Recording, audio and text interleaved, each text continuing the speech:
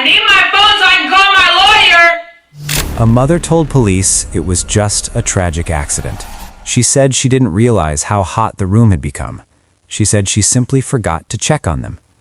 But detectives measured the temperature, and even 45 minutes after the door was opened, the room was still burning hot. One child survived. The other had already died. December 2019, Tallahassee, Florida. Police were called to a quiet residential home after reports that 2 young children were unresponsive. What officers walked into didn't look like an emergency scene. No screaming, no frantic parents, no neighbors running outside. The house was silent. Inside one bedroom, they found a space heater still plugged in, running at full power. The windows were shut. The door had been closed. The heat inside the room was unnatural. Even after air entered the room, the temperature stayed in the high 80s. For a child, that environment is lethal. Doctors later confirmed the cause of death. Not smoke inhalation, not electric shock, not sudden illness. Hyperthermia, extreme overheating. The surviving child showed signs of dehydration, organ stress, and heat exhaustion. This wasn't a short exposure. This was prolonged, which meant the children didn't just get hot, they were trapped in that environment. The mother, Brittany Delgado, told officers she had no idea what happened. She claimed the children were playing in the room. She said she fell asleep. She said she woke up and found them unresponsive. She called it an accident. But investigators immediately noticed something strange. Her story had no urgency, no emotional breakdown, no panic, no visible shock, just flat explanations. When detectives asked for exact times, her answers shifted. First, she said she checked on them 30 minutes earlier. Then she said it might have been an hour. Then she said she wasn't sure. She said the door was open. Then she said it was closed. Then she said she didn't remember. The more she spoke, the less stable the timeline became.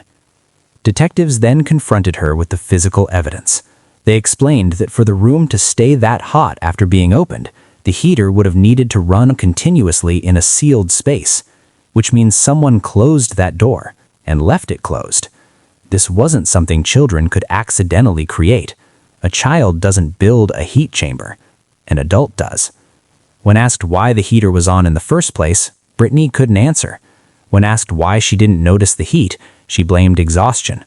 When asked why the children didn't leave the room, she said she didn't know. But the physical environment already answered that. They didn't leave because they couldn't.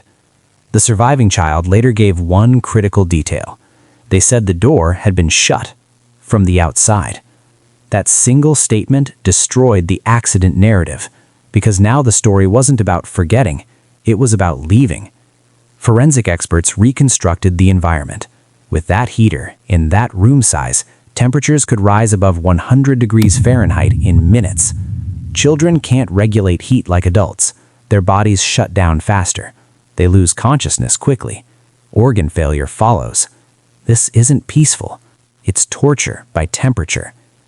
During the interrogation, Brittany showed almost no emotional reaction, no visible grief, no collapse, no uncontrollable crying. Instead, she became defensive. She kept repeating, "I didn't mean for this. I never wanted anything to happen. I wasn't thinking clearly." But she never explained the door. She never explained the heater. She never explained the delay. Psychologists later described the behavior as passive violence, a form of harm where the person doesn't strike, doesn't scream, doesn't physically attack. They simply allow something lethal to continue and pretend they didn't notice.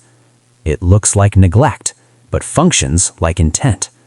Prosecutors argued that Brittany knowingly created a deadly environment. She didn't try to cool the room. She didn't check regularly. She didn't call for help immediately. The timeline showed a gap, enough time for irreversible damage. In court, Brittany Delgado was charged, not for an accident, but for criminal negligence resulting in death. The jury didn't need a confession. The temperature readings told the story. The sealed door told the story. The surviving child told the story. Officially, the case was ruled negligence, but many investigators believed it was worse.